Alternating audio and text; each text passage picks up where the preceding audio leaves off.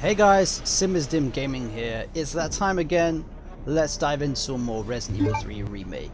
So recently, PlayStation Magazine have released their new issue, and the front cover is all about Resident Evil 3. And there's an actual interview with Peter Fabiano, the producer from Resident Evil 3. So let's dive into that. So I'm going to go from front to back of the interview with Peter Fabiano, and the first thing that stuck out was this. So he said the team are eager to make Nemesis even more terrifying. This is quite interesting. He also then goes on to say the following. Nemesis in Resident Evil 3 is untethered. He's loose in the city and is out for your blood. And then he follows it up with this. Nemesis will hold every corner of the city hostage with his random acts of violence. That's quite interesting to me because obviously Nemesis did appear at scripted points in the original Resident Evil 3, and that makes me believe that when they say untethered, it means kind of like Tyrant in Resident Evil 2 Remake. He's just going to appear whenever he wants and when you least expect it. That's going to make Nemesis even more terrifying because you're not going to learn his patterns because there won't be any. The second main point that's said is the following. Every corner you take could lead to a duel to the death. It's then followed up in small print with this. Back on the streets we can see the famous locations and events of the 1999 game remade in the RE engine.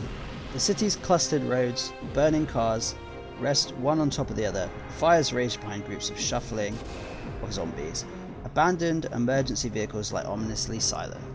This again is interesting because, like the original game, there were more zombies in points than there were in Resident Evil 2, so that's very reminiscent of the original game.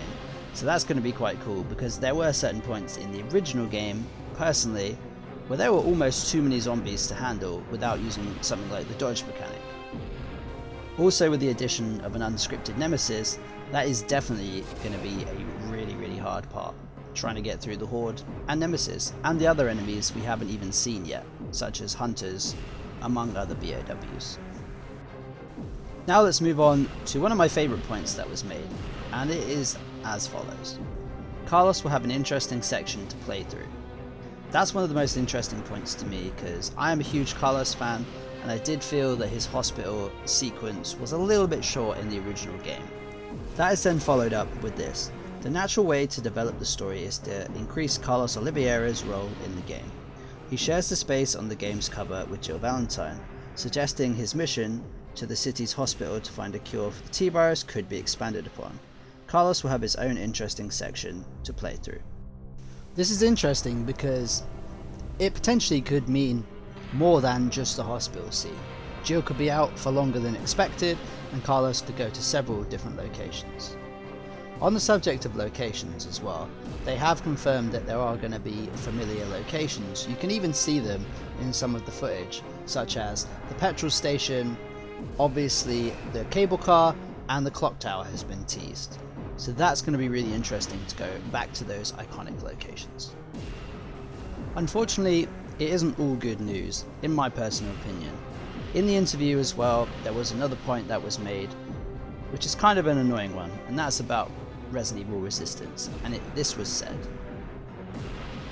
Resident Evil 3's new multiplayer mode is canon within the new Remake universe, where we see these survivors in the main story. It then states this. This remade Resident Evil 3 doesn't feature MERCS mode, but it does have the asymmetrical multiplayer of Resident Evil Resistance.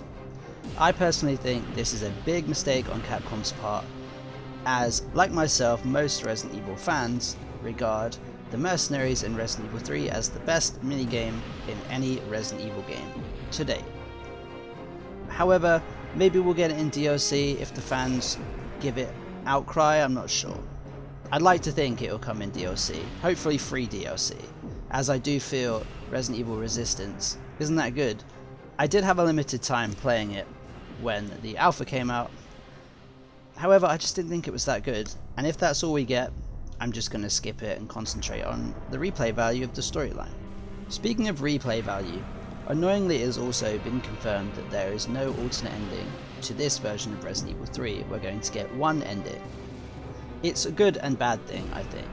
It's good in the way that we get one solid ending like we did in the Resident Evil 2 remake, However, it's also been confirmed that there's not going to be any choice events like there was in the original Resident Evil 3. That directly led to the ending you got. So they've taken that out and an alternate ending.